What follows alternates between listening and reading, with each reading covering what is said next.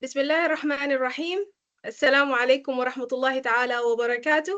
Ladies and gentlemen, Dr. Siti Fatimah Binti Abdul Rahman, instructor of the course Seminar on Literature, Honorable Speaker, Dr. Wan Nur Madiha Binti Ramlan, Head of the Department of English Language and Literature, distinguished lecturers, colleagues, and participants.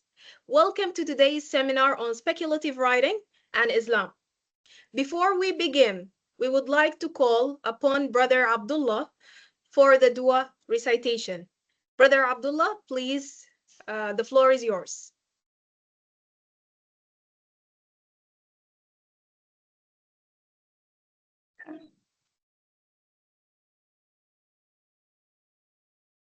Sorry, my camera is not turning on. Can you hear me? Yes.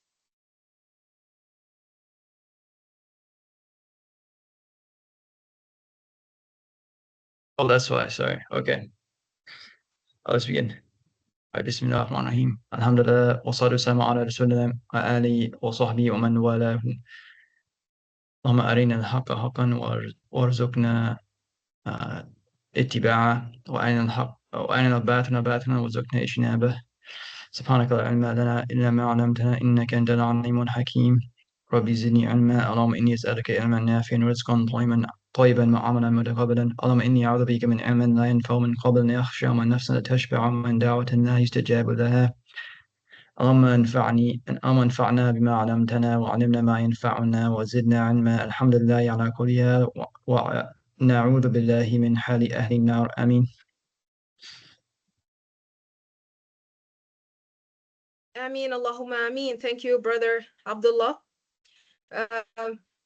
Ladies and gentlemen, on behalf of the organizing committee, I would like to extend a warm welcome and a sincere appreciation to all participants for making time to be with us this evening. To officially begin our program, it is my pleasure to invite Sister Amira Amni Binti Amran to deliver the welcoming remarks on behalf of Dr. Siti Fatimah Binti Abdul Rahman, the program manager and the course instructor. Sister Amni, the floor is yours. All right. Can you hear me well? All right. Okay, greetings everyone. Inshallah, kindly allow me to inform all of you that I will be delivering these opening remarks on behalf of Dr. Fatimah Rahman. Due to health reasons, she is unable to deliver them personally. With her permission, I will be reading the remarks on her behalf. Thank you for your understanding. Bismillahirrahmanirrahim. Assalamualaikum warahmatullahi wabarakatuh. And a very good evening to our distinguished guests, respected colleagues, and dear students. Alhamdulillah, I would like to begin by expressing my gratitude to Allah subhanahu wa ta'ala for allowing us to come together for this seminar on literature, which is organized as part of the master's program in teaching English as a second language. This seminar reflects our commitment to critical thinking, intellectual dialogue, and the exploration of how literary texts are shaped by belief and are reflected through language and culture. I would like to commend the organizing committee for their efforts and dedication for organizing this seminar, and I extend my sincere appreciation to our invited speaker, Dr. Wan Nur Madiha Binti Ramlan, for sharing her time and expertise with us today. I hope this seminar will be a beneficial and enriching experience for all. With that, I wish everyone a fruitful and engaging session. Assalamualaikum warahmatullahi wabarakatuh.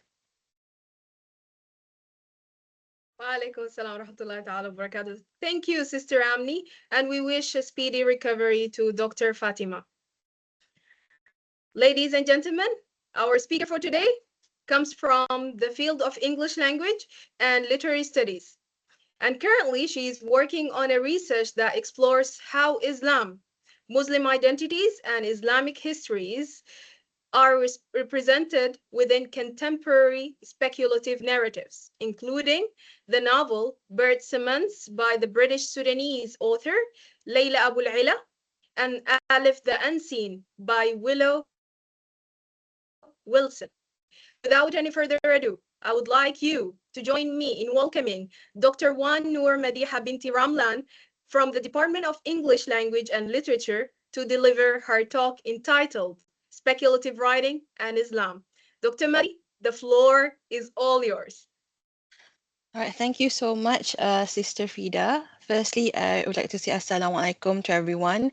Thank you for having me today. I'm actually quite excited and very happy to receive the invitation to talk today.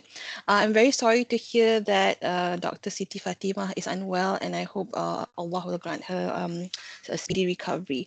Now, the title for the talk today is Islam and Speculative Fiction, right? Speculative Writing, and I think that is a broader topic that myself, I've been working on that topic with another colleague for a while now. So we're hoping in the future we'll probably get it published as a book. But I think the topic that you just mentioned just now, which is concerning Muslim narratives, is something that I want to present today. But along the way, we'll still talk about speculative fiction and also Islam and Islamic and so forth. So firstly, let me share my slides. And I think they're on camera. Let me just see if I can present the window. Okay, just give me a sec, yeah? No worries, take your time. It's going to be a long presentation. I hope you don't mind. The deck is quite hefty, but I think I'm going to try to skip a few parts where I think they're not necessarily that relevant to the talk. Do you see this? Yes, we do. Yes. All right, let me just present. Okay, so assalamu alaikum everyone. So the talk today specifically is titled Framing Islam Within the Speculative in Muslim Writing. Now this is actually part of the Muhammad Kamal Hassan grant, which I had received last year. And this is in collaboration with another colleague of mine from the department, Dr. Rahman, whose expertise is actually Muslim women's writing. Right? Now, before I talk about what is speculative writing and what is Islamic and perhaps give you examples of Muslim speculative writing, I think it's important for me to outline what the project is about. Right? So my project aims to frame Islam within contemporary speculative writing by Muslim writers, right? Particularly text written in English. Now, in doing so, what we intend to do is to examine the ways in which Muslim writers use speculative writing as a medium.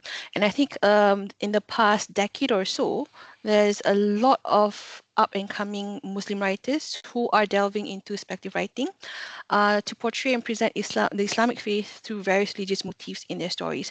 Now, in my communication with Sister Fidaa, I think when I was choosing the topic, I was thinking what kind of pedagogical element I can actually include in my presentation. And thankfully, this project has an action research part where I actually talk with Benel students about their response to certain texts. So I think that'll be at the end of the presentation where we see what students actually, how students respond to the texts that were given to them.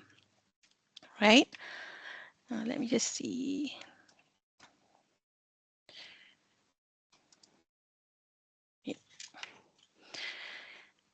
Okay, I'm just going to skip this.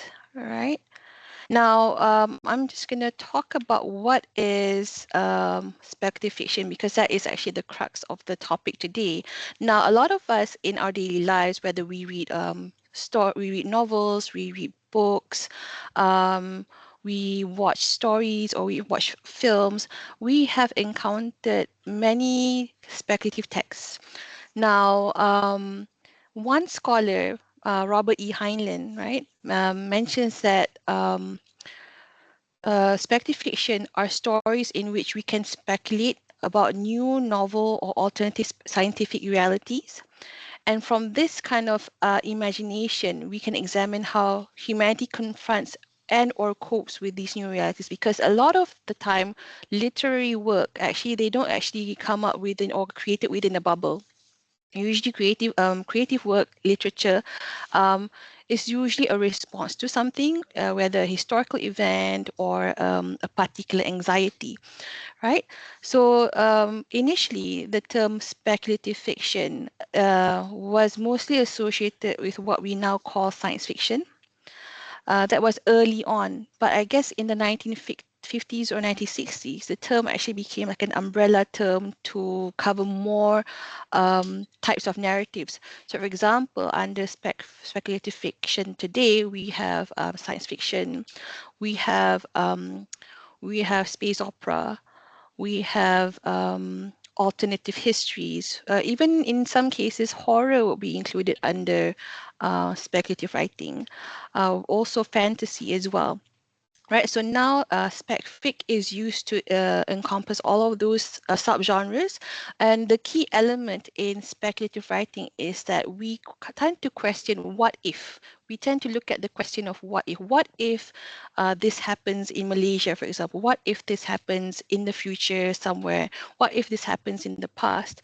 So speculative fiction will always be concerned about a what if scenario in relation to or a response to a particular anxiety, whether it is an environmental anxiety, whether it is a social, cultural, or political anxiety, or even things like food safety and so forth, right? Now, one of the most, I think one of the most famous writers of speculative fiction is Margaret Atwood, and she's also a scholar on speculative fiction. And she mentions that speculative fiction encompasses that which we could actually do, right? Which we could actually do. Now, at this point, Atwood still differentiates sci-fi and spec fic, but of course, today a lot of scholars actually believe that it encompasses sci-fi as well. Now, we know that Margaret Atwood's work, which is The Handmaid's Tale, is a good example of speculative writing, and I'm sure a lot of you have read that novel or at least have watched the series, and we know that from her work, she speculates a world where the United States is, I guess, overtaken by a group called the Sons of Jacob, and that the whole structure of society is changed, and women are put in a very difficult situation and enslaved, right? So she imagines a North America in which that scenario takes place, right? Because of certain political, certain socio-cultural events when she was writing that book, right? Now, speculative fiction is a very popular genre, and I guess because a lot of us are educators, and I think a lot of you are teachers as well who teach young children, there's a lot of saturation in the market concerning spec fic. And spec fic is not necessarily new in children's writing. So, for example, we have in my hand here, I'm not sure if you can see this, I have, maybe you can't see it because I have a background, but I have Roald Dahl's Matilda, right? Charlie and the Chocolate Factory, and then we have things like Harry Potter and so forth. So a lot of young adults, a lot of children are in contact with these kind of media, speculative media, in various forms. Of course, we have Netflix nowadays, and Netflix has a lot of speculative media as well. I know a lot of my students currently are into Stranger Things, and they do watch a lot of speculative media, right? So it's highly popular, and I think today what I'm going to do is probably like also give you a perspective of this kind of media involving Muslim writers as well. Right, so narrative forms that are speculative present various cultural commentaries, which makes speculative fiction a highly suitable medium. And the nature of various speculative subgenres allows authors to manipulate, bend, and even challenge traditional boundaries and binaries, because you can, the narrative can be very fantastical, right? Okay. Now, another thing that a lot of speculative fiction include is this element of the Islamic hate. I'm not sure, I think a lot of people may have heard of this term before, the Islamic hate.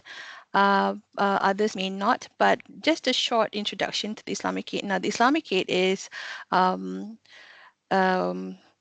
not refer directly to religion Islam, because then that would be Islamic, right? Now, but the Islamicate will be something that is conjured up within or developed within Muslim society, such as the folklore, such as the architecture, such as the art.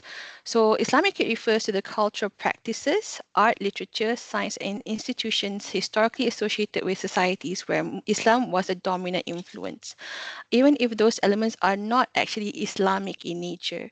So for example, we have the 1001 Nights, right? So that is a collection of stories which have been developed even before Islam, before the advent of Islam. But by the time it arrived in the current form, it has absorbed a lot of elements from Islamic culture. But the stories themselves, if you read 1001 Nights, they're a bit, how, I wouldn't say they're very friendly, I mean, stories, because they have a lot of elements which I think people may perceive as un-Islamic, right? But the ways the stories themselves are presented, the culture and so forth is in terms of developed in Muslim societies, right?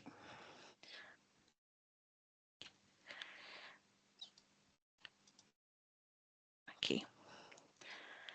Now, the term Islamicate helps to analyze texts produced in or influenced by Islamic civilizations without reducing them solely to religious content. So that's why there's a differentiation between what is Islamicate and what is Islamic. So Islamicate literature is not necessarily the same as Islamic literature, because Islamic literature, by definition, is a body of literature that has or that highlights Islamic adab, highlights Islamic principles and so forth. So there is a differentiation between Islamicate and Islamic, right? So when we have a term like Islamicate, it allows for a broader exploration of cultural expression in Muslim majority contexts, even when the works are secular, allegorical, or written by non-Muslims. I guess there's a lot of works, even in the West, right, that actually has Islamicate elements. For example, we have Frank Herbert's Dune, right? There are some Islamicate inspirations in Dune, but may not necessarily be Islamic in nature and so forth. Okay. So these are examples of writing that are Islamicate writing. For example, I've given 1001 Nights, which are folkloric and fantastical. They involve stories about jinn and so forth, but are not strictly religious. We have examples from the Ottoman and Mughal literature in terms of court poetry, which talks about desire and love, and some travelogues as well that reflect Islamic civilization, but may not necessarily be Islamic in content, right? Now, before we go on to the rest of the presentation, I think it will be good to just revisit what Islamization of knowledge is and what are the differences between what Muhammad Kamal Hassan has said as well. So IOK, right? What we've learned about IOK is the reconstruction and reorientation of modern contemporary knowledge, whether in the sciences, the humanities, or social sciences, so that what the knowledge is produced is aligned with Islamic teachings and ethics. And we do know that a lot of the knowledge that we have today are usually taken from the West, and therefore when we have knowledge that's taken from the West, usually it's not necessarily compatible with us as Muslims. And of course, when we take knowledge from the West, we also have to consider other or interrogate other nuances, such as our positionality as post-colonial subjects, and how some of the knowledge in the West usually other minority or non-Western societies as well. All right.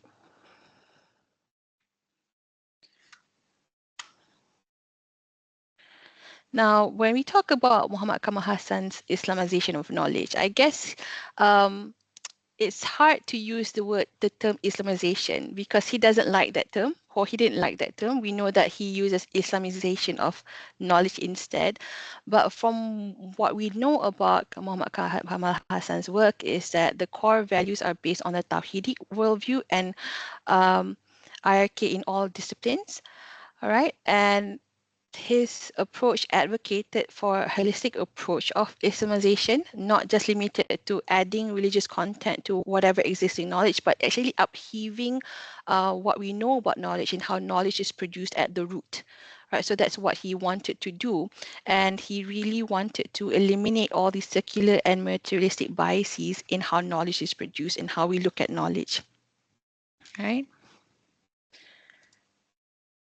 So this is where the differentiation between Islamization and Islamicization happens. Well, the term, I guess, it's about the term that we use now. Islamization is derived from the verb to Islamize, right?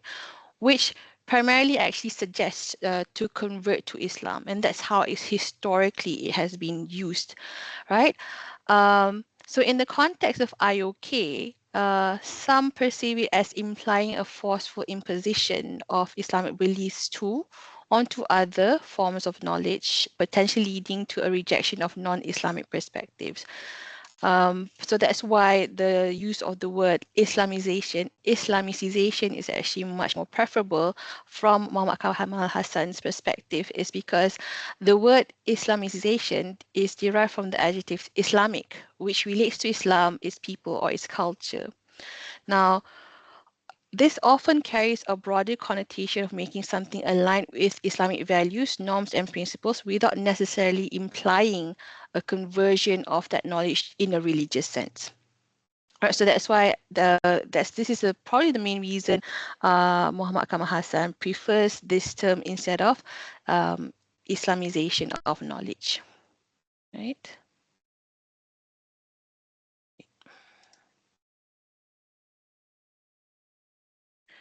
So we do have ways to apply IOHK. I'm not sure if we have time for this today, but I think I'm going to recommend students actually read Prof. Mahmud Hassan's work, which is Islamic Perspectives of 20th Century Literature. And also a book I have here in my hand. I still don't know if you can see this. Maybe I should just, I'm not sure if I can switch off my background. Okay, I can't switch it off right now, but it is a book, the second book, Islamization of Knowledge and English Literature Studies, which was written by Prof. Emerita Nur Abdul Manaf, as well as Dr. Emilia Ramli. And I think this was published, I'm not sure when. Let me see, when's the publication? 2016, right? And it was published by Triple IT. So I think if you can get a hand on this book, this would be a really good read on how Islamization of knowledge is actually applied in English literary studies. All right. There are two other books that I would like to recommend, which is Muslim Narratives and the Discourse of English by Amin Malak, as well as Writing Muslim Identity by Jeffrey Nash. Right. And of course, there's a lot of, I'm not sure if you know the Kulliyyah the Kulliyyah of IRKHS or HASKHS, we have a very big project going on where we are ambitiously we are going to publish 14 books based on the Tawhidi Epistemology project. And it's a really wide-ranging project. We have literary studies, we have political science, we have language. So inshallah, this project is going to be published next year. So I think we can all look forward to that. Right. Now, probably, maybe, I'm not sure if I can talk about this, but perhaps I can, because we're segueing into, or we're leading towards Muslim narratives in speculative fiction. So we need to talk about the diversity of Muslim narratives. first, I think Nash also defines Muslim writing as writing that takes Islam or Islamic religious belief and culture as its focus. Right, so Muslim writing might be said to constitute a domain outside established nostrums of post-colonial theory. And in the wake of 9/11 and 7/7 incidents has triggered a mushrooming number of British Muslim writers telling their own insider stories. And a lot of writers, I think I mentioned in the past decade, if you can see, there's a lot of younger Muslim writers, especially from the US and the UK, writing their stories as well, writing about their experiences as being Muslim, their experiences confronting issues of racism and so forth, right? And there are a lot of subgenres of Muslim writing. I've talked about young adult writing, but there's also a genre called halal fiction. This is a contentious term, even among scholars, because I think when we presented this presentation earlier, there was a slide on halal fiction, and we presented it to a colleague and a group of students, and a colleague said, "If there's halal fiction, are you saying there's haram fiction?" and so forth. So so there's a lot of contestation about the term halal fiction, but halal fiction is a subgenre of Muslim writing that talks about being, I think, how should I say this, of you know, characters who behave in a very Islamic and ethical Islamic, in great Islamic adab. So the reason why it's not here today, I think I've taken it out because it it opens up a lot of there's going to be a lot of contention because not everyone agree with the term halal fiction, right? Yes, there's a diversity of Muslim writing. We know there's a lot of Muslim writing around the world today. We have people like Hanif Qureshi, we have Monica Ali, we have Nadim Aslam, right? And of course, for the project that I'm doing right now, we are concerned with the work of Leila Aboulela and also G. Willow Wilson, right? So Jeffrey Nash actually mentions that some Muslim writers prefer to identify themselves as Muslims than the post-colonial other. Now, writers often feel the need to include post-colonialism and the Muslim subject hand in hand if they want to get published in the West. And I guess that is the politics of publishing when it comes. I think it's very difficult when it comes to publishing in the West because they have an expectation of what a Muslim or an expression of what Muslim experiences are, and usually that's very limited or very stereotypical. So when you want to get published, they have an expectation that your work will be about post-colonialism, about oppression, about you being othered in a way, right? So most times it is difficult to distinguish these two due to underlying backgrounds of writers and characters themselves. And I guess we really need to look into how writers identify themselves before we go forward with this, right? Just gonna go forward because I want to talk about speculative fiction more. Okay. Now, when we talk about speculative fiction, we need to think about fictional Islam and how Islam has been represented as well. So we have a scholar called Rebecca Hankins who has done a lot of work on fictional Islam. Now, Hankins states that not only has the religion of Islam been an integral ingredient, and she uses the word ingredient here, in the creation, imagination, and stimulation of science fiction and fantasy, right? It has been like an element that is used again and again in especially fantasy writing. But that Islam and Muslims can play an important role in countering the master narrative that removed non-Western contributions from the historical record. So what Hankins is saying here is that although technically when we talk about science fiction, we're talking about spec fic, we think about Western writing, and we think about the origin of these genres from the West. In fact, in reality, there's a lot of Muslim writing in the past as well that has included speculative writing. And this is the history that gets erased from any discourse concerning speculative fiction. And it's not necessarily a Western dominated area. There's a lot of contributions by Muslim writers as well. Right? So Hankin says there is a renewed interest in the Muslim world, both nationally and internationally, to write science fiction, fantasy, and comics that present other perspectives of Islam and Muslims, thus adding to the richness of fictional Islam and correcting the master narrative. All right? Now, Islam appears in popular SF as inspiration for world building, and we see this a lot in Dune, in other science fiction, other fantasy works, and sometimes through Muslim characters, right? So, or Muslim-esque characters as well. So oftentimes, they're used to explore themes like identity, colonialism, and ethics. Common themes include one, which are the inclusion of Muslim protagonists. All right. Number two, Islamic themes such as morality, spirituality, and justice. Now, thirdly, there's also an inclusion of Islamic eschatology and mysticism, like Yawm al-Qiyamah, Day of Judgment, and so forth. And the challenge of stereotypes resist Islamophobia and reimagine futures. And five, Islamic world building, landscapes, and characters. Right. By the way, if you see the illustration here on the right, it's actually Star Wars, but illustrated in, I think I can't remember who the artist is, but I should have it somewhere in the references. The artist uses or is inspired by Islamic illustrations from the Middle East, right? I think Dr. Raihan put this in here just as a sample, right?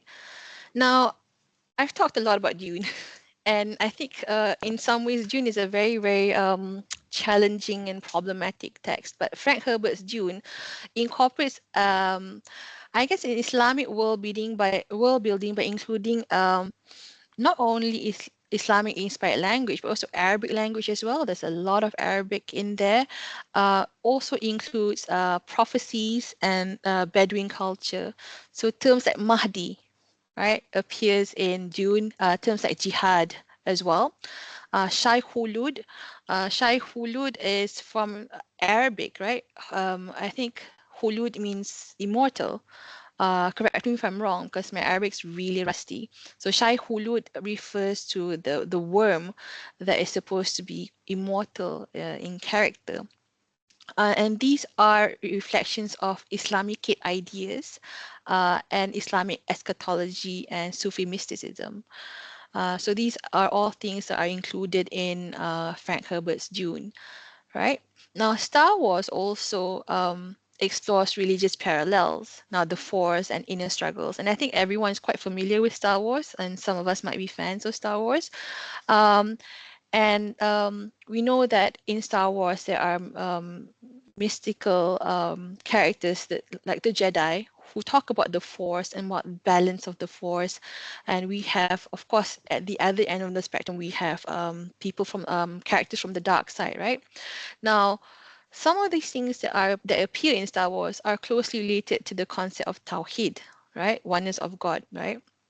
And there are elements borrowed by Star Wars that are Islamic aesthetic in nature. So, for example, if you think about Tatooine, the planet where Anakin Skywalker lived as a child, right? And Luke Skywalker as well, and the Jedi robes and so forth. So the aesthetic part of Star Wars as well is inspired by Islamic elements, right?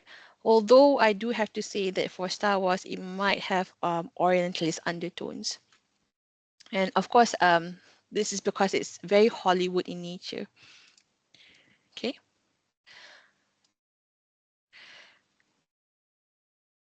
Now, historically, when we talk about the speculative and Muslims, in the writing of the genre itself, in the past, Muslims were either underrepresented or portrayed through Orientalist or stereotypical lens. And I guess this is usually the case in a lot of, not necessarily just speculative fiction, but other media as well. And therefore, Muslim contributions to spec fic is also often overlooked. And I would argue that Muslims have had a long tradition of writing, speculative writing as well. So I think there's a scholar called Muhammad Ahmad argues that some earliest demonstrations of Muslims weaving spec fic can be traced back to the Muslim Golden Age, and that's a long, long time ago. Right, Ahmad states that Al-Farabi's Al-Madinah Al-Fadilah envisions a perfect and therefore utopian society governed by learned Muslim philosophers, and that is actually a good example of early work by a Muslim that uses speculative elements, right?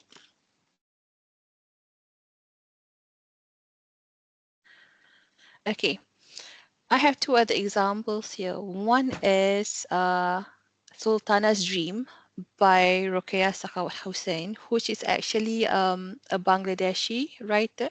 Now, this was published in 1905. Of course, back then there's, Bangladesh doesn't exist, but it's from what we now know as Bangladesh, right?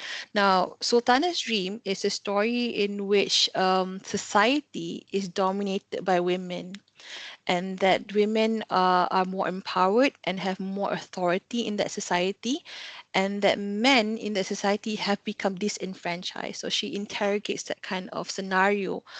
And of course, this is quite similar to what we know if you've watched the Barbie movie last year, or I think 2 years before. The Barbie movie actually I think in some ways reflect this kind of scenario as well. So Sultana's Dream is well over 100 years old. And however, when we look at scholarship on speculative fiction, a lot of people tend to overlook Rokeya's contribution to the genre. We also have a work called Gandoki, by Muhammadu Bello Kagara, who is from the Hausa culture. Gandoki is actually a work of speculative fiction published in 1934 that envisions how should I say this? That envisions a society that a fantastical society that overthrows British colonial rule. Right, but we also have The Elixir of Life by Muhammad Aziz Lahbabi, published in 1974. Recently, we have Ahmad Sadawi's Frankenstein in Baghdad, right? And Frankenstein in Baghdad is a very good novel, which is actually a response to the US invasion of Iraq and the bombing of Baghdad. And the story is about a character who collects body parts, right? Collects body parts because body parts that came about because of bombing, and people got killed after really intensive bombing. And somehow that character sewed together body parts, and in one of the bombings later, his soul got transferred into that particular body, right? Now here we have a writer called Alif the Unseen, a writer called Willow Wilson, sorry, and her work is called Alif the Unseen, which is one of the texts that we actually gave students to read. We gave two texts. We gave Alif the Unseen, and we gave students a copy of Bird Summons. Now, Alif the Unseen is a story about Alif, who is actually a hacker, and what he does is he hacks computers and realizes that there is a work that is that uses quantum mechanics to go between worlds. So he goes into this long adventure, encountering jinn, encountering other fantasy characters, mythological characters, in order to save the world. Now, Willow Wilson is also known for her work with Marvel, and I think she's also the writer, and not the illustrator, but writer for Miss Marvel, who is apparently Marvel's first Muslim character, right? This is all Leila Aboulela, who is Sudanese Scottish, and this is her work, Bird Summons. And Bird Summons is a very good example of magic realism, in which three characters, Salma, Moni, and Iman, go on a pilgrimage to the grave of Lady Cobalt, who was a convert, a Scottish convert to Islam, right? Now we gave students, so this is Lady Emily Cobalt. So this is the picture of her. And this is the grave that the three women in Bird Summons were trying to reach. So the whole story was them going on a pilgrimage to see Lady Evelyn's grave. Although along the way they were all challenged by certain tests that really really makes them reflect about their own spirituality, right? Okay, so the project uses the qualitative research process, which you focus on textual analysis of the two novels. So this one, with the textual analysis, we've actually submitted a paper on the spiritual quest. Now it's still under review. So in order to understand how Muslim writers of Specfic write about Islam, right, we used the two texts and we kind of augmented the framework with a post-colonial based theory as well. And we took into consideration various bodies of Islamic knowledge, especially Quranic and Hadith literatures. But with the students that we have, which is for the second part of the research, we actually selected 10 participants. Those are all Benno students, and we actually selected students who have completed two courses, which are ENGL 1310, which is our course called Literature, Linguistics, and Islam. And this is a course that we created in order to help new students understand IOHK a bit more before they went for their other classes. And then they've also must have completed ENGL 2331, which is Islamic Literature in English. So all 10 students have finished these courses, and that's why they were selected for the study. Now, preliminary data is the ones that we have right now are student responses to both Alif the Unseen as well as Bird Summons. Now, for Alif the Unseen, students talked about a few of these things, and the ones that are included are the portrayal of flawed Muslim characters and engagement with sinful actions. Also, they talked about questioning of Islamic identity, culture, and the Ummah. They also talked about the ambiguity regarding classification as Islamic literature or halal fiction. So they interrogated what is Islamic literature, what is not Islamic literature, what is halal fiction, what is not halal fiction. They also talked about the idea of substance over form in religious practice, which was a concern in Alif the Unseen. Also, they talked about the blending of Islamic mysticism and theology with modern technology and specfic. Now, this is one of the responses, and this is by participant I. Now, participant I said, quote, despite the intriguing plot, I found the protagonist, Alif, to be a difficult character to sympathize with. His selfish and often morally questionable actions, including lustful behavior and engaging in acts of forbidden in Islam, made it challenging for me to fully support his journey. As a Muslim character, Alif's repeated transgressions, such as committing zina, doubting Allah, and prioritizing his desires, felt misaligned with the values typically represented in Islamic literature. While character flaws are essential for development, Alif's behavior seemed excessive and detracted from the overall message.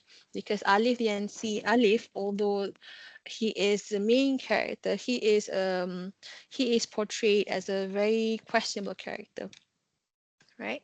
Now, participant A mentions that from Alif the Unseen, one could say the most considerable Islamic portrayal is manifested through the characters of Sheikh Bilal and Dina, although the latter's later leniency with the protagonist Alif may prove this claim rather inaccurate. Their strong piety is mirrored in their actions, belief, and speech, practicing and promoting most of what is truly Islamic, according to the injunctions of religion, and admonishing what is bad and prohibited. And I find it interesting that they somewhat act as the true stakes throughout the book. This I mean to say because the story depicts many instances whereby the characters' actions are clearly wrong or should be avoided as per Islamic rulings, and settings and narratives does not exclude the following Muslim to transgress such lines. So those are student responses to Alif the Unseen. Now, for Bird Summons by Leila Aboulela, students tend to talk about the classification as Islamic literature. They would interrogate whether or not Leila Aboulela's work is considered Islamic, a form of Islamic literature. They also interrogated spec fic from an Islamic perspective. They also looked at the portrayal of character flaws and impermissible actions. Also, the symbolic use of mystical elements grounded in Islamic tradition. And they also looked at the focus on the internal faith and identity struggles of Muslim immigrant women, and also the critique of cultural practices and gender roles within Muslim communities. Right, so this is a response to participant G, which says, I found Bird Summons to be an excellent piece of literature and revolutionary in displaying what Islamic literature can be. I found that by using both a didactic narrative that relates to our modern condition and a compelling narrative that utilizes the mystique and grandeur of both Islamic and medieval history, a wonderful piece of Islamic literature is born that readers of any age may enjoy and benefit from. So participant G actually classifies or identifies Bird Summons as a piece of Islamic literature. Now, participant B says, to answer the context of the boundaries of speculative fiction from an Islamic perspective in Bird Summons, the hoopoe bird is a symbolic figure rooted in Islamic beliefs. It is a symbolism that was mentioned in Surah An-Naml, verse 20. Now, the bird is known as the messenger of the Prophet Sulaiman and played a key role in his communication with the Queen of Sheba. Therefore, Aboulela ensures that the fantastical element remains grounded within the Islamic teachings. In the novel, the bird symbolizes as a guidance and spiritual awakening for Salma, Moni, and Iman. This means that Islamic speculative fiction can incorporate mystical elements as long as it is not overstepping the boundaries of Islamic values and instead offering moral lessons.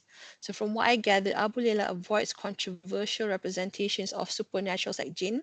And this, of course, this is unlike Alif the Unseen. Alif the Unseen, there's a lot of characters that are jinn, right? So instead, Aboulela incorporated a fantastical figure like the bird, which holds a religious significance. Hence, this aligns with Islamic worldview and the IOK framework, right? So so when we look at what we have, students responded better or more positively to Leila Aboulela's work, which is a work of magic realism. And although there were comments about certain characters' behavior. So for example, Salma, right? The issue with Salma is that she has on paper a perfect life. She has a very understanding husband. She has beautiful children. She has a good career as a physiotherapist. But she wants to skirt with danger. This desire, this penchant to skirt with things that are forbidden. So she wants to reconnect with a former lover or former boyfriend, and that is something that is quite scandalized in the book.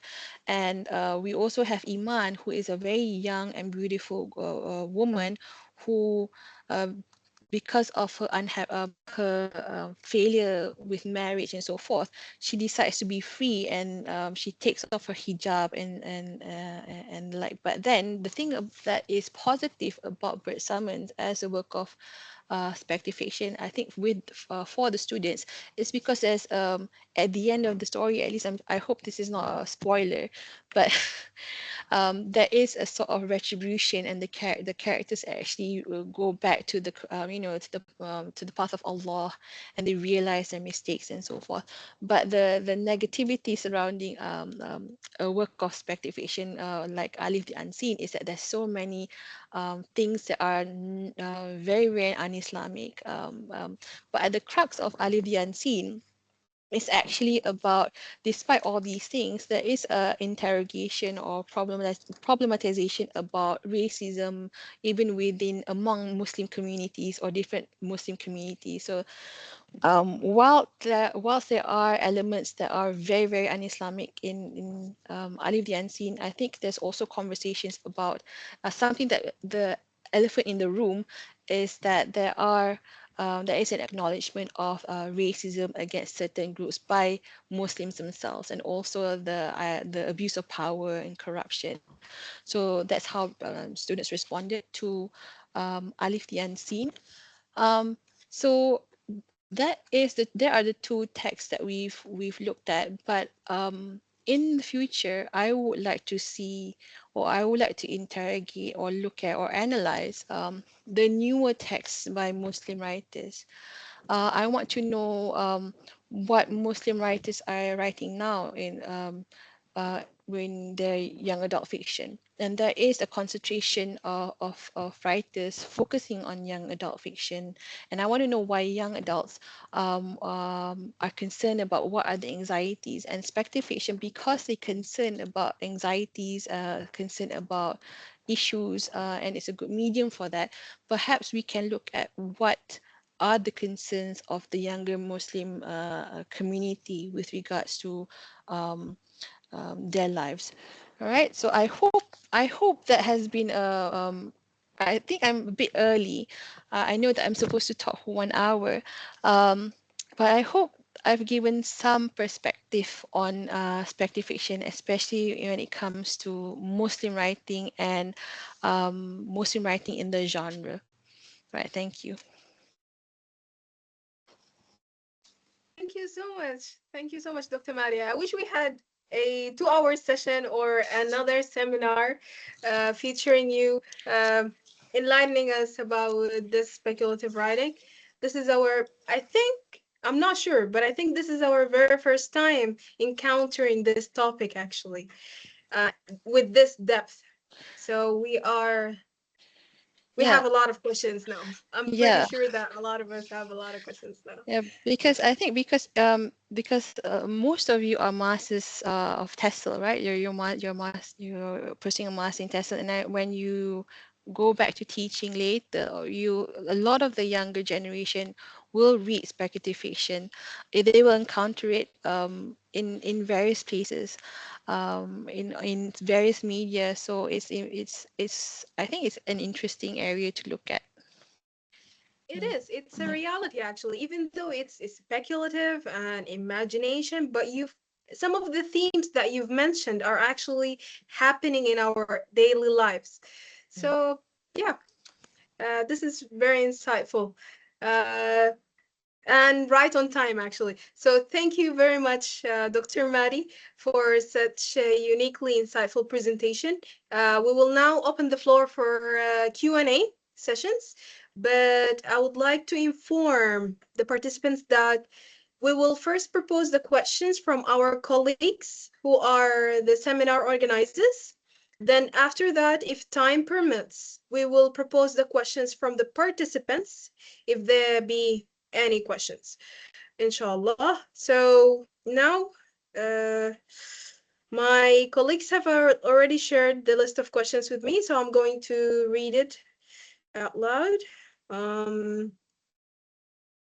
So starting off with the question from Sister Amni.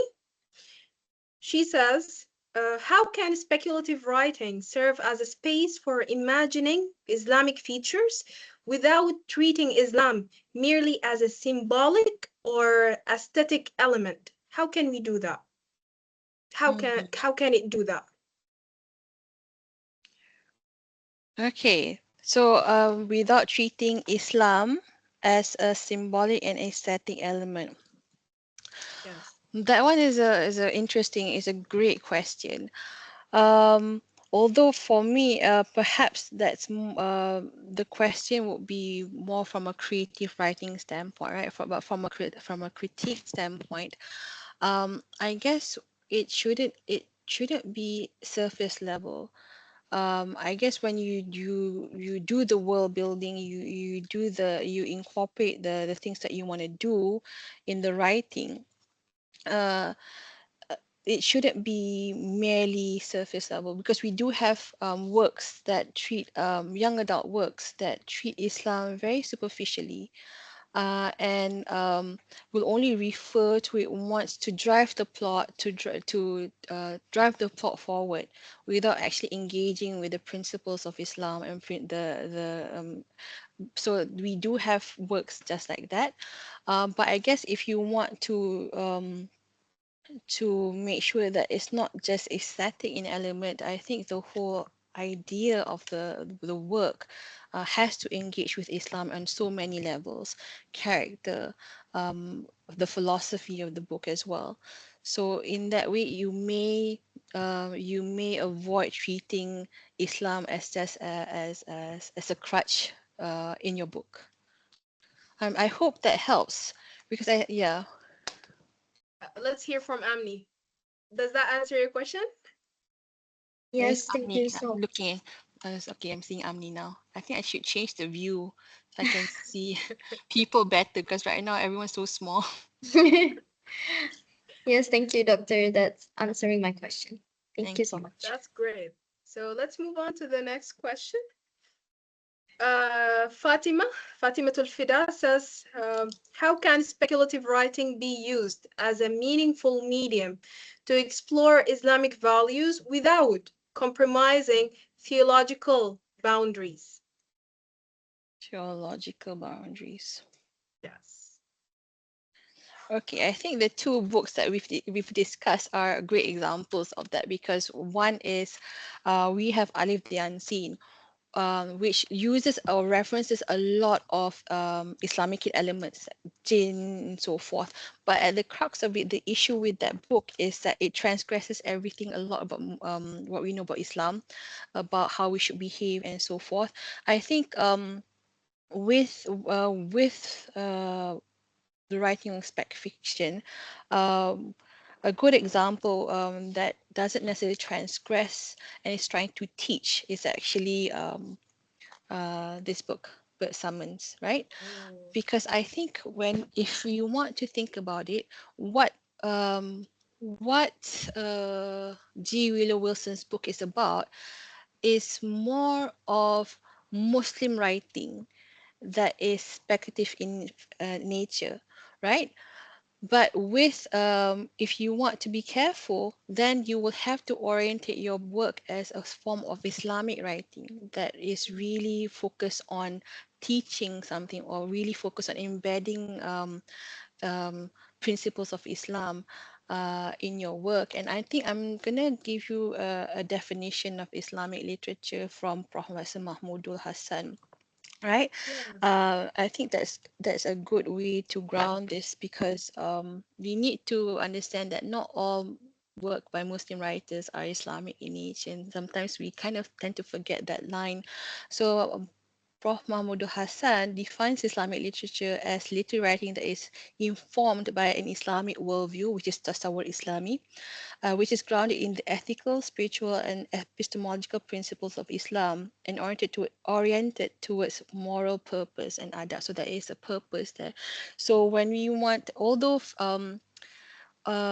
speculative fiction allows you to write a lot of things. It allows you to write about mythical creatures. It allows you to write about alternative histories. It allows you to write about science fiction, at the crux of it, when you write speculative fiction, if you're into writing, you should be aware that what you write should be informed by the Islamic worldview. Yes, that's a pretty that's a pretty Yeah. interesting answer. I would like to call Fatimah Fidaa if that answers your question. Yes, yes. Thank you so much, Yes. Doctor. All right. Okay, I've changed the view so I can see everyone now, because Alhamdulillah. now everyone was on the right side of my computer, so everyone was like very, very, very tiny, so I couldn't Yeah, see who Alhamdulillah. was. Yeah. Alhamdulillah. Now you can see us. All Yeah. right. Thank you, Fatima, for the question. Thank you, Prof, for the answer. So we move on to the third question, which is by Arisha. Sister Arisha have two questions actually. So the first one says, how can Muslim writers balance creative imagination and narrative freedom in speculative fiction while remaining accountable to Islamic moral and intellectual traditions?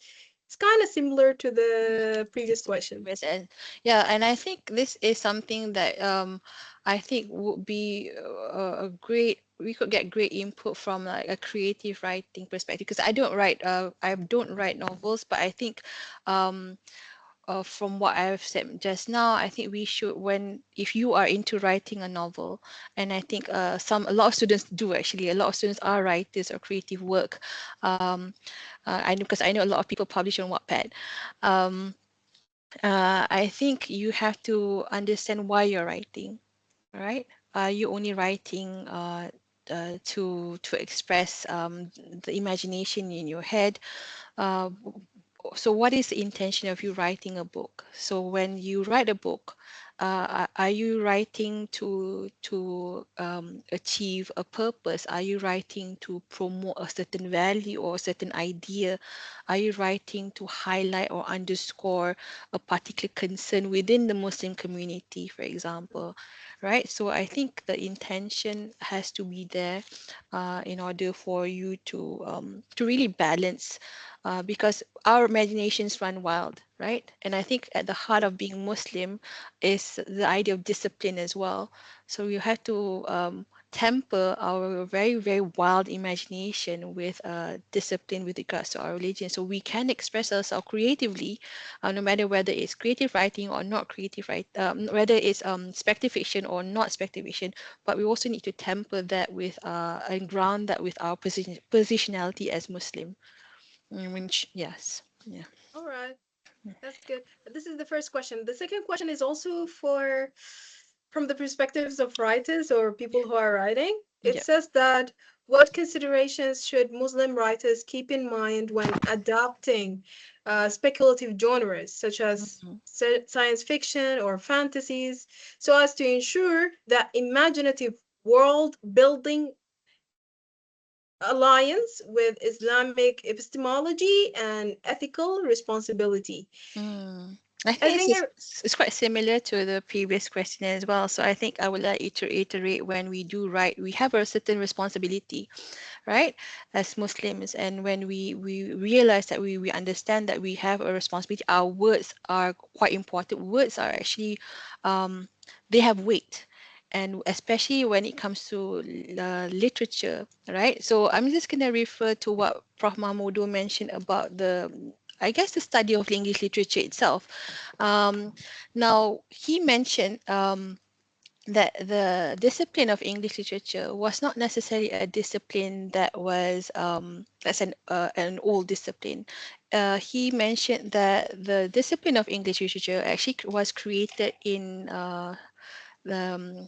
India during the during the colonization of the Indian subcontinent, because people realize, or the colonizers realize, in order to influence, in order to show something, in order to change people's perspective, the best way that to do that is not necessarily by force, right? It's actually by reading, by immersing oneself in a culture, and therefore literature is a cultural artifact, right?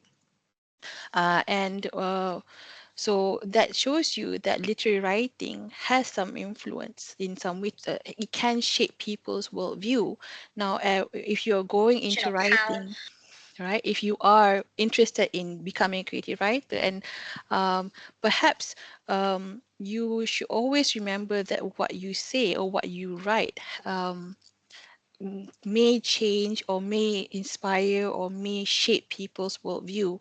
And if you're going to writing and you are interested in speculative writing, and you are interested in spreading or da'wah, or trying to focus on an issue that is concerning Muslims, I think you really need to have that perspective.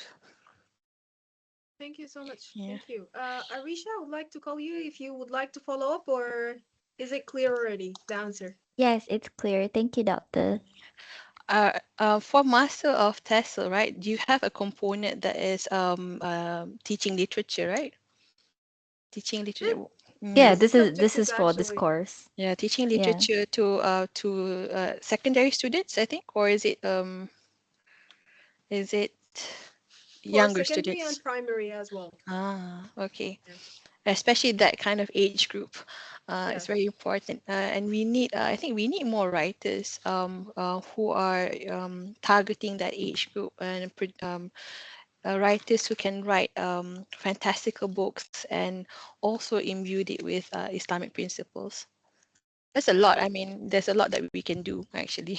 Yes, there is a lot that is missing and that needs to be done, especially when it comes to the books being culturally responsive and cater towards our students' cultural backgrounds and linguistic backgrounds as well. Yeah. Yeah, I'm So actually working on, actually the plan is I'm actually working on a book that may not necessarily be Islamic, but I guess the idea of sustainability, um, the idea of keeping taking care of the environment is very Islamic, right? I'm working on an atlas of Nusantara folk tales. And I know folk tales are like things like dragons and so forth. These are stories, indigenous stories. So we want to, myself and my co-creator, Farah Liana, who was a former student, want to actually create a book that not only teaches about these stories, right, but also teach young children how these stories teach them about caring for the environment. Yeah. that we do need, and I hope it will be worldwide. It's not going to be only for Malaysian students. Yeah, pray for us because we're at the initial stage of getting funding and so forth. Inshallah, inshallah. Yeah. All prayers are for you, inshallah, to get success. All right. So moving on to the next question, which is from Sister Arai. She says, how can modern technologies like digital resources, online platforms, help in promoting the Islamic literary tradition? Promote Yes, help Islam. in promoting the Islamic literary tradition. Mm. Mm. Okay. I teach a course called Digital Humanities for English and Literature Studies, and that's primarily using digital methods to study literature. But in promoting literary works, there are many, many ways where digital technology can promote it. First, we can have, I think, we can have, I think, although this is simple, but just websites to promote more newer Islamic writing. I do know there are websites that publish works by Muslim writers like poetry and so forth, but perhaps a website that could really engage with different social media communities and promote latest works. Also, not just promoting, I think also in terms of protecting as well. I think what we can do is also create like a repository or an archive where we put information about works that are from Muslim authors or is part of Islamic literature. We have in Australia, there is a repository called Oslit. And Auslate is actually a repository of all that is related to Australian literature. Every information that you have about Australian literature is stored there, so you can just pull it up, whether you're a writer or you're a scholar. Perhaps we can have something similar where we kind of pull or try to get people to contribute information or submit to the repository all of the information about Muslim writers around the world, and that will be a great pool of information to have. But in Yes. terms, yeah, but in terms of the publishing world, the issue is like to promote.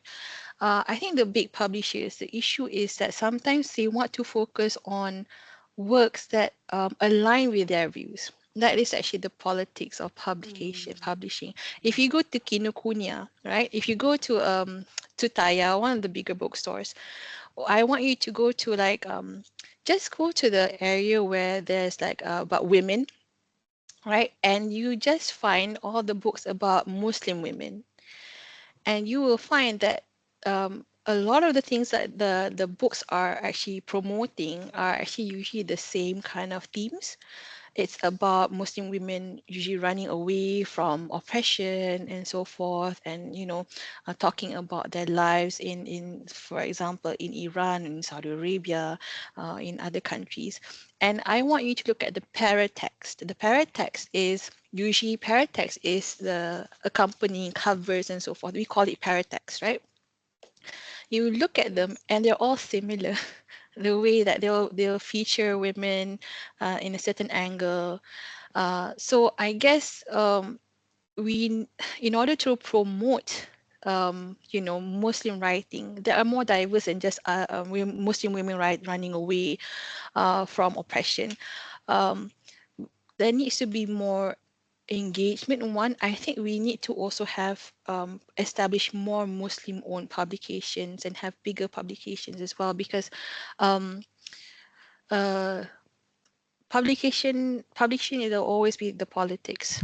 The politics will always be there. And I've done a study on anthology as well, because my first area of expertise, the first one is actually Australian narratives. So I published an article examining anthology making by big publishers in Australia, and it really demonstrates to you how much politics there are in publishing, in influencing influencing the canon, influencing people's imagination, and so forth. So when it comes to Muslim writing, I think there are a lot of ways we can promote that or improve that, but we have to probably go through the very, very complicated politics of publishing.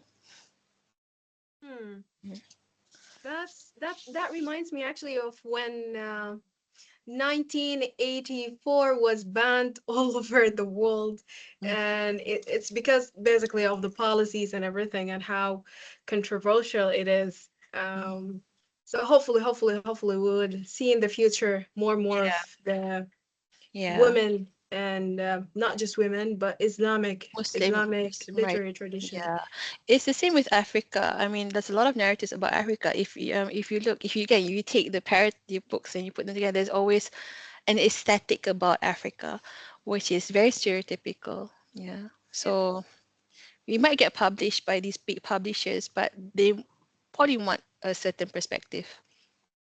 It's a universal theme when it comes to policies and publishing books. So I would like to ask Arai, do you have any follow-up question, or does that answer your question? It was very great. I appreciate your detailed explanation. Thank you so much, Doctor. Thank you. You're welcome. All right, so we're moving on to our next question, which is from Brother Abdullah. He says that in English and in English literature classes, we often see non-Muslim books and readings being assigned, some of which contain ideas and psychological issues that contradict Islam, like The Catcher in the Rye, which is full of issues. He thinks that a lot of Muslim authors are unknown or overlooked.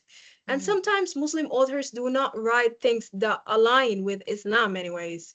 Yes. So the question is, how can we increase the use of Muslim creative writing that aligns with Islam as reading materials in English classes? And he is voicing a very real struggle that we're all as teachers struggling with. There is a long explanation for this question, but should I read it or? Yeah, yeah, sure. All right. So he says that the non-Muslims often use historical fiction to promote their own so-called narratives about history and brainwash the public into their political agendas. What about our own efforts as Muslims?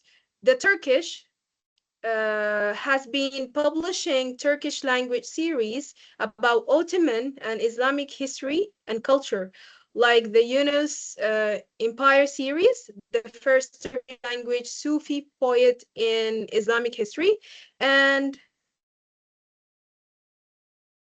Ertugrul. I'm not sure of this word. It's kind of Turkish word. He carries on saying that Indonesia has series about the Wali Sungo. Are any Malaysians involved in promoting Islam via history and historic fiction? How can we promote the use of historic fiction for the Muslim world and for da'wah? He personally thinks that it is a tool for soft power that Yes. we use very little.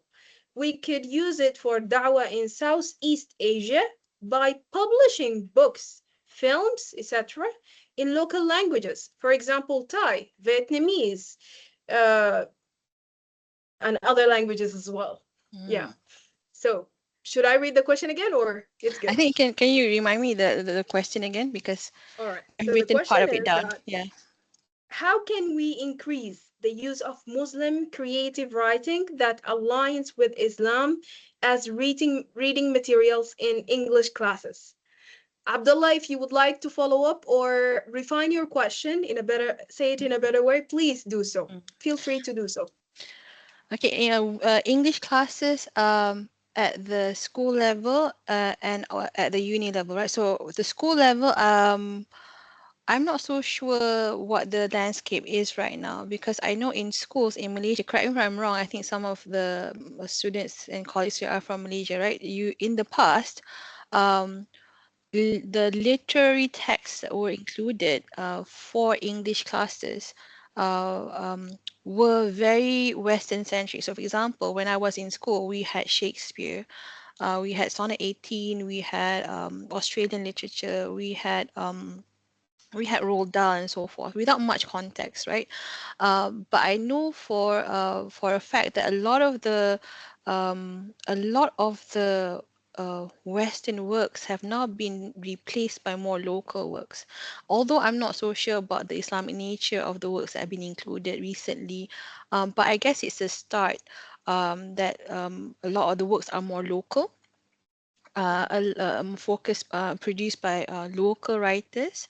And even if they are works that are from non-Muslim writers or Western writers, they have been, I guess, they have been edited in such a way for children. So at the school level, I think that is an ongoing process. Although I'm not so sure, because I'm not so sure what kind of themes that they are actually teaching in school. But in, let's say, in Dell, where I'm teaching, right? Although the I guess the title of the department, or the name of the department, is of English Language and Literature. What we've done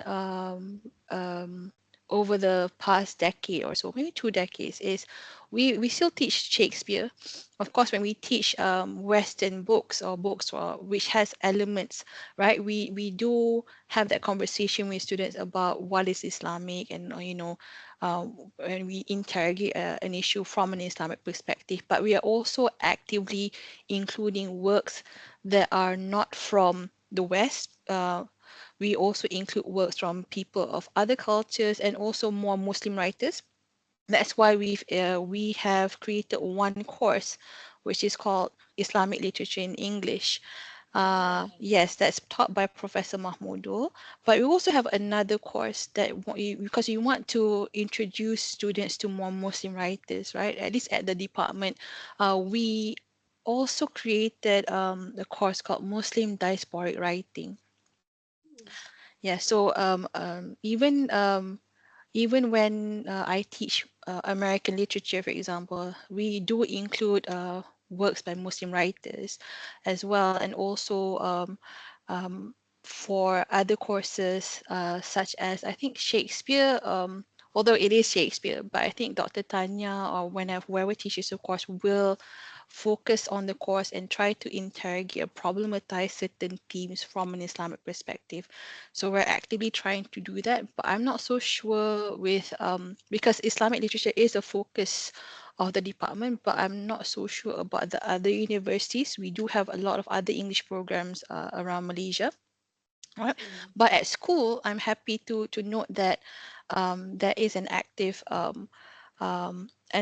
process of trying to focus on more local stuff.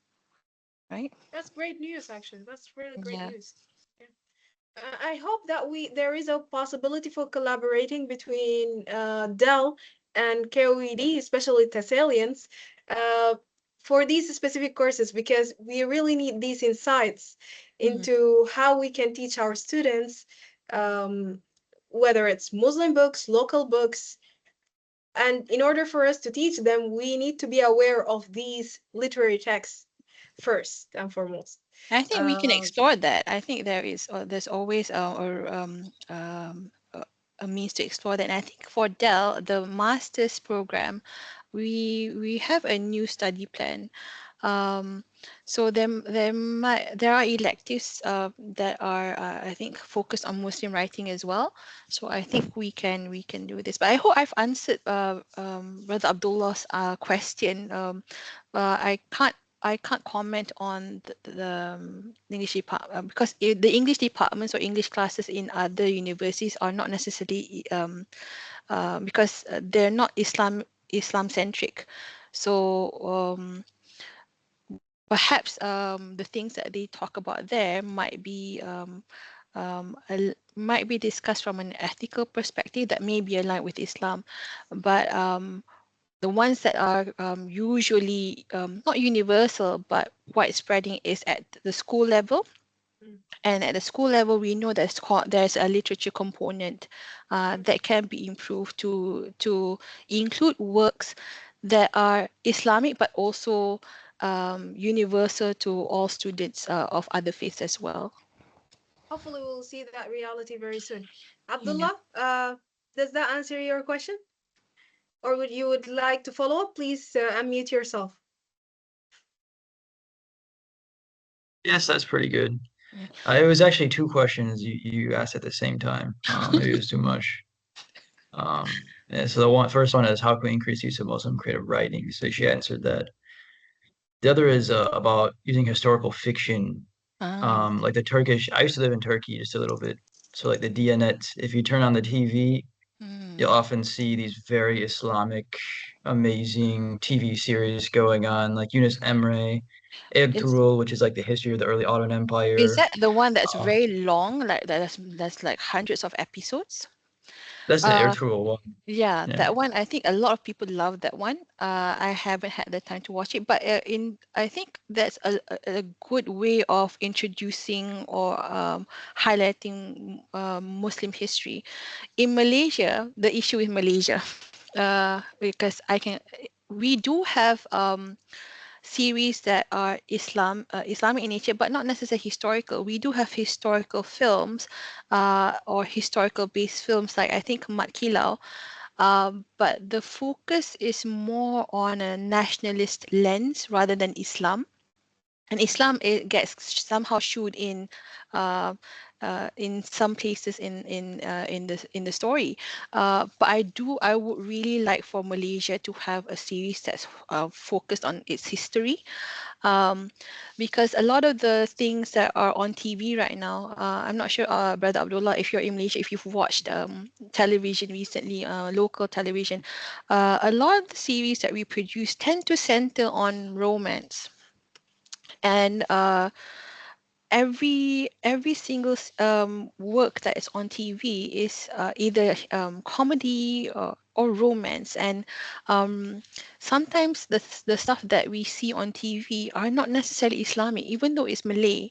For example, there is a story about usually it's about husband and wife, and there's abuse between spouses, which are not resolved in an Islamic way. There was one series that actually depicted marital, I'm sorry to say, marital rape, but it was resolved in such a manner that I thought that it was not Islamic, although it was portrayed as Islamic. So it was actually quite problematic. But I do think that this idea of historical fiction being serialized, I think that would be great. But I do know right now there is a lot of, let's say, writers who are actively trying to promote folklore, local folklore, not necessarily historical, but they focus on more on folklore and trying to promote local folklore as a way to subvert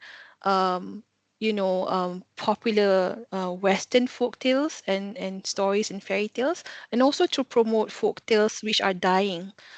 People are forgetting stories. They probably will know about Cinderella, and they probably would know about the Snow Queen, like Elsa, like the Disney stories, but they don't necessarily know their own story. So that is actually the the focus now. But I would love to see historical series on Malaysian history or Malay history. Yeah. I hope that change is That's coming soon. We would yeah. all love to see that. All right. Thank you, Doctor, for that answer. Our next question would be from Sister Shikin, and she asks, how do we write about the unseen without limiting it through description? Is that right, Sister Shikin? That's your question, right? How do we write the unseen without limiting it to description? Yes. I think that's also a creative writing question. But I'll try to answer this as well as I can. It really depends on what you want to say, actually, because if we're talking about the unseen means like what the unseen world and creatures of the unseen, right? It depends on what is the crux of your story. And if your story is, how should I say this, is not, is about, how should it can just become like window dressing, right? So it really depends on what your story is about. And if you want to write about the unseen that's not limited to just a description, then every layer of your story should really engage with elements of the unseen, right? It's not just, for example, a love story somewhere and then you have window dressing, like about the about creatures and so forth, of things that we do not see, just being tokens in your story. All right. I'm sorry, All I right, so can't answer very convincingly about creative writing because I don't have that perspective as a writer, but I do hope that has helped. Shikin, how does that answer? Does that answer your question, Shikin? Yes, yes. Thank you. Thank you very much, Doctor. You know what? We do need a lot of writers Yes. to do this. But I guess because when we talk about the unseen, there's a fine line, right? And sometimes we don't necessarily know where that fine line is. So we have to be very careful. But I do Sure. know, for example, like Willow Wilson, if you read Alif the Unseen, I think you'll be shocked because the I think the treatment of the jinn in Alif the Unseen is they're main characters, but I think you'll be quite surprised by how she engages with the unseen in the story. Yeah. That's pretty interesting. All right. So the last questions are from me. I would like to ask two questions. The first one is that what inspired you to select the novel Bird Summons by the British Sudanese author Leila Aboulela? Because I'm a Sudanese person myself and I cannot help but ask that question. I think Leila Aboulela is a very popular writer, and I think because I got to know the story through Dr. Raihan because she writes about Muslim writers, and she and Leila Aboulela is Sudanese Scottish, right? Yes. And usually I've read her other work before, and the other works were not necessarily speculative in nature, right? So I got recommended the book by Dr. Raihan, and I think it is an interesting book about women, everyday women, who not only encounter issues about being immigrants in England, in Britain, but their problems are not necessarily fantastical problems. They're everyday problems about fidelity, about faith, about trying to find themselves as Muslims in Britain. So I find that quite interesting, and I like the motif of the pilgrimage that they use. So that story is quite interesting because the use of speculative elements is intentional, um, and very very directed to something instead of just using it for plot, as plot device or to push the plot forward. So her writing is very I think it's very amazing, and how she incorporates those speculative elements in Bird Summons made me realize that she is a master of her craft. Yeah.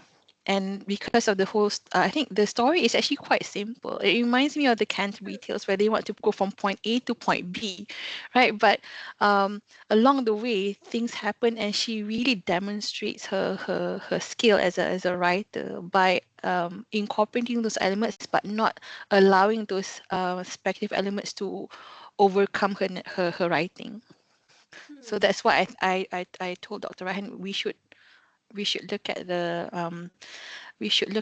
writing, and I think it's a good contrast to Alif the Unseen. Willow Wilson is it's a revert, but she deals a lot with comic books, a lot with sci-fi. So we decided to look at those two works together, and I really hope that Leila Aboulela will produce more work, and so that I can go and get another copy. That's really interesting. I hope that too also. Thank you so much, Doctor. My second question would be, before we open the floor to the participants, would be what advice would you give us as teachers teaching literature and for secondary and primary school? What advice would you give us when we are teaching literature? I think from what I've learned teaching literature to young adults is to be on top of what students like. So, for example, sometimes what happens with us educators is that we teach literature, we teach any text, but our perspective is usually limited to what we know, right? And then usually that kind of knowledge would be like 10 years old, and we don't necessarily learn about what the younger generation likes, right? So I guess even when you're teaching a text that may not necessarily be, let's say, something Gen Z or Gen Alpha, we're familiar with, you're teaching a text, but I guess how you approach it, you can actually unpack it in a way, in a more effective way, if you know the perspective of your students and what they like, their preferences and so forth. And I find it quite helpful in that way, because for the longest time, I'm a millennial. So from the longest time, I was teaching literature only from my perspective. Yes, the text has to be a set, but I need to understand what my students like in order for me to understand what their issues are, their struggles with a particular text, for example. So I need to understand their preferences, their perspective, so I can help them a bit more. I haven't achieved that. It's not the best. I'm not the best at it yet, because my millennial tendencies tend to jump out, and my students are all Gen Z, and they like different things. How they approach certain topics is quite different. So be on top of what they are looking at online, or what they're reading, or what they're interested in. Yeah. That's great. Thank you so much. It's actually a struggle being from a generation and your students are from another generation. It's a Yes. struggle, but it's always about walking that extra mile to be there for them and Yeah. to achieve the best learning experience possible. Yeah, I guess because at when I first started teaching, I think um I was known as a dragon, right? Because I had my set ways, right? And I want things a certain way. I want to teach students a certain thing, but along the way, I think that was not necessarily effective. So I try to like listen to what students want to really their perspective on things, and I try to see whatever new stuff that they like, and it's of course it's going to be different, but I want to do that so that I can understand them a bit more, and not and I think that's good, that if I do that, then I won't get frustrated, they won't get frustrated, they will probably be more receptive, and if you know what they like, you can unpack a text a bit more in a way that could relate to them. The achievement scores are better when you cater the literary text to their preferences compared to when it's only what you think would or Yeah. might work. Yeah. Yeah. So, for example, in American literature, I taught them James, which is a novel. If you've read Huck Finn, you know there's a character called Jim, right? In Huckleberry Finn. Now, James is actually from the perspective of Jim. And of course, it's a very heavy book. It is American literature, 21st century American literature, because James was published, I think, last year. But when I unpack themes with James, right, I do engage with students about their understanding of multiculturalism, how they view people from other cultures and so forth. So I allow that conversation to take place in the classroom. That's really great. That's really great. Thank you so much, Doctor. And that's all from us, the organizing committee. This is all our questions. Now we would like to open the floor for our participants. So any of the participants, if you would like to ask a question, please raise up your hand or drop your questions down at the chat box. So we're opening the floor now to the participants to ask their questions.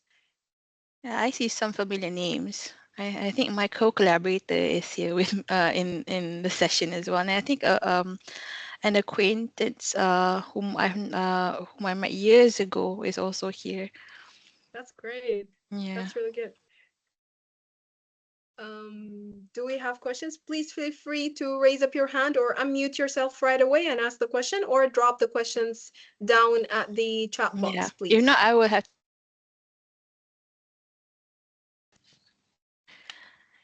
Is there any questions? If not, Oh, I think there's one. Muhammad Shah Daniel.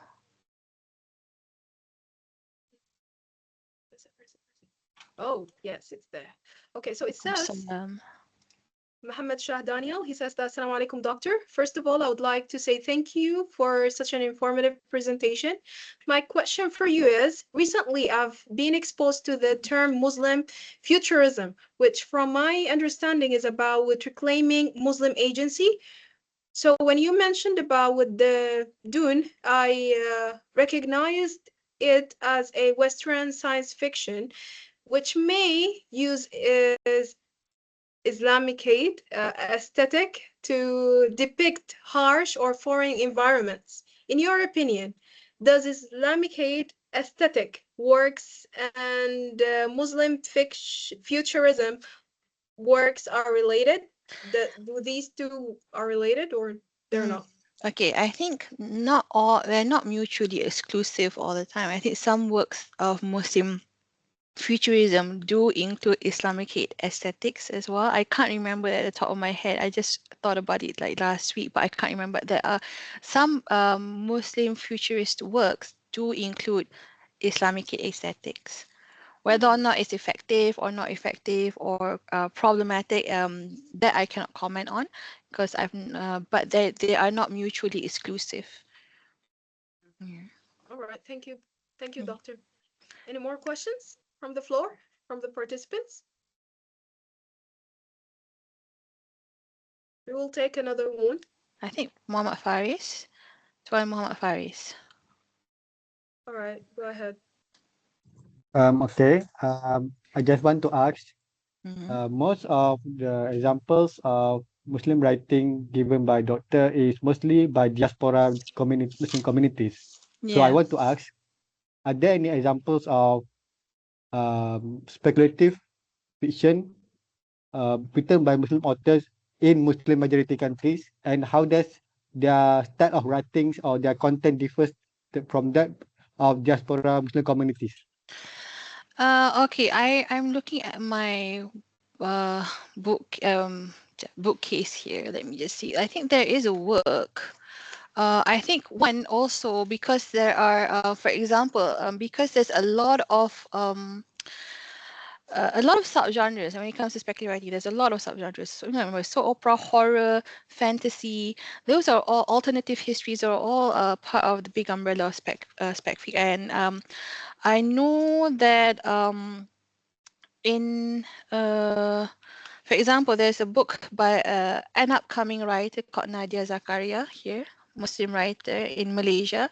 Now, Revenge in Violent Hues does have some speculative elements as well. So, for example, here there are the character communicates with ghosts. So this is one example of a Muslim writer writing in a Muslim majority country, right? And also, I think I need to promote Faraliana here. This one, this word, To Be Human, right? And this is a story about, this uses folkloric elements and fantasy as well. And it celebrates, it's about a character called Willow and her adventures in a place called Bulan, right? Which is a world full of magic and wonders. So it celebrates Malaysia's history in mysticism and fantasy.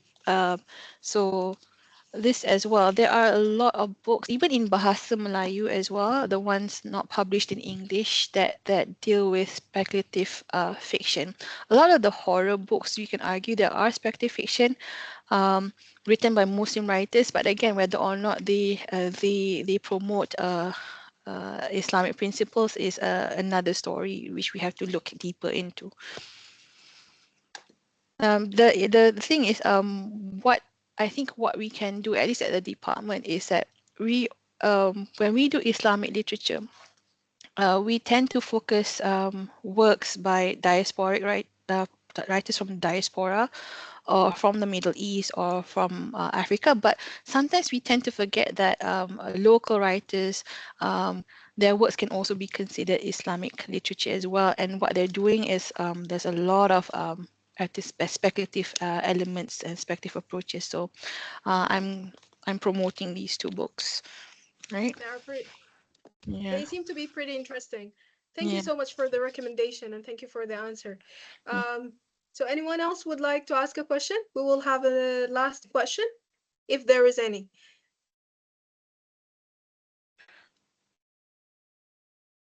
No more questions, so then we will move on. Maybe I can ask a question because Please. you know, I've always wanted to, when I was younger, I wanted to go into TESOL.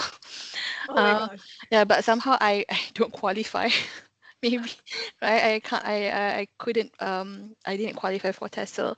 But I'm always interested in, you know, the science of teaching literature. It is a science. It is it's a discipline in itself, right? In your classes, when you learn about how to teach literature to students, what kind of texts do you use as a practice or as a sample? You mean in this course in Yeah, in this masters? course, in masters. We usually refer to so our teacher, Dr. Fatima, is pretty much a culturally responsive teacher. She refers usually to our textbooks that are used in our own background. So she asked us questions about what do you use in your background, in your country, for example, and how would you like your classroom to look like if you were a teacher?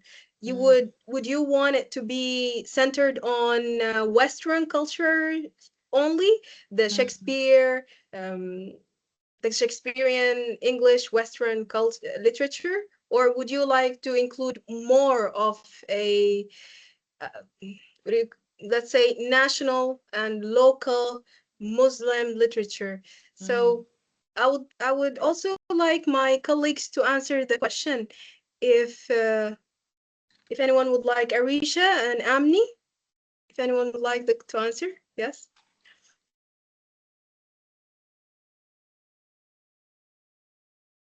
Your answer pretty much sum up the things that we have done so far, right, in class. Because like you mentioned, Dr. Fatima actually asked us how we like for us to teach if if you were back in our country. Okay, so the things that we use in classroom, in our classroom, like referring to our own culture. Right? I So it's do. the same. Okay. That's you see, but Malay. I already know about Malaysia, but what about, like, for example, like Fidaa, right? You're in Sudan, right? What kind of texts are included? Actually, sadly, I come from a background of teaching, not teaching, but languages. So my degree is in arts, English and Arabic. So mainly I've been exposed to Shakespeare, George Orwell, and I had only 1 or 2 courses that were about African literature. That's it. We don't even know about the Sudanese writers. Though we have many who are pretty influential and many who have been recognized worldwide, but little to no. There is no mention of them, sadly. But the change actually starts with us.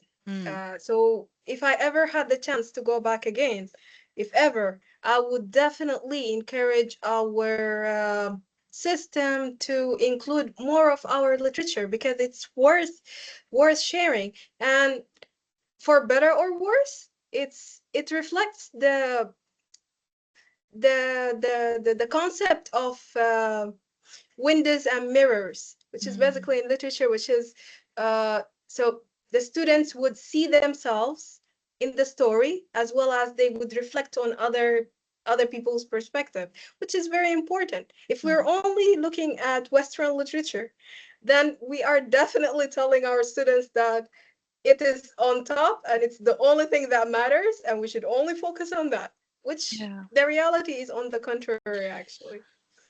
Because I remember that because I remember learning from I think there was a professor from Nigeria, right? And in his class, I learned about a Sudanese book called Seasons of Migration to the North. And that was a wonderful book, an amazing book. Yeah, so just wanted to know what the climate is like. So in Malaysia, at the secondary school level, the core English literature component, there is some change. But if you take, because I also graded STPM literature papers, right? And I realized that the text for the English literature subject, it's an elective, right?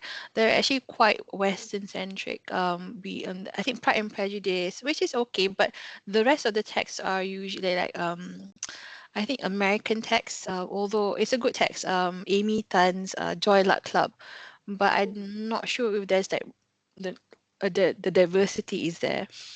Exactly. Diversity is pretty much needed. Yeah. Yeah. Right. Okay, anything else? Any other questions for me? Anyone would like it to add anything? The colleagues, the participants? Yeah. Because if we talk about, I think, literature and books, I think we'll never end. That Yeah. is very true. That's Yeah. very true. All right.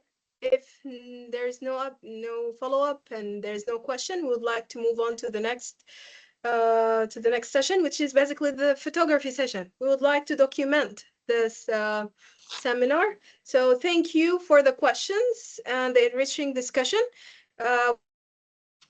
We will now proceed with the photography session. May I kindly invite Dr. Mady and our organizing team to remain on screen while the screenshots are taken. Participants are also encouraged to turn on their cameras. Please do turn on your camera. We would like to document this event. Sister Shikin, on your signal. Yeah. Ready? Can everyone turn the camera, please? Right, still waiting for the rest to actually open the camera, to turn on the camera, sorry. Okay, yes, thank you. How about Sister Arisha? Will you be able to turn on the camera? I would like to, but my Wi-Fi is lagging and I can't. All right. So Abdullah, sorry for that. Understandable. how about Abdullah? Are you going to turn on the camera? Okay, maybe not. Right. Okay. Hello, Abdullah.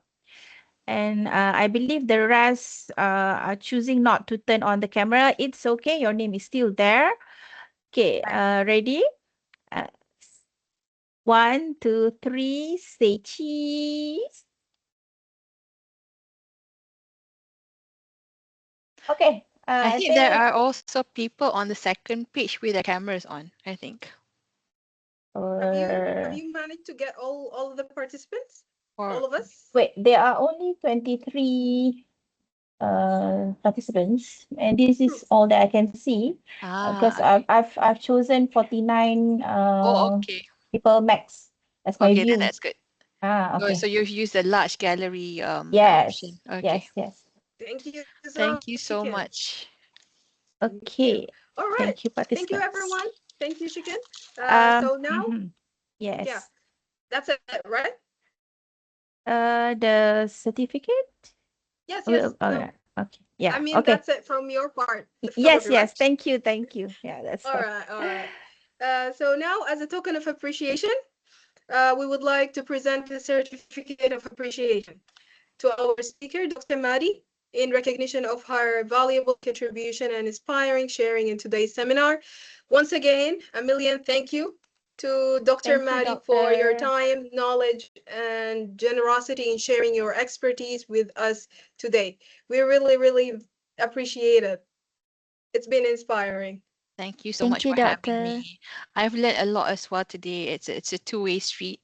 And inshallah, I think Fidaa, I think you mentioned maybe future collaboration with between the two programs. Yeah. Yes.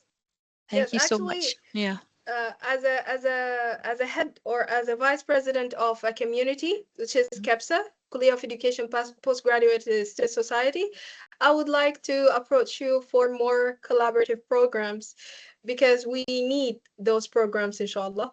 So yeah, thank you so much for the initiative, Doctor.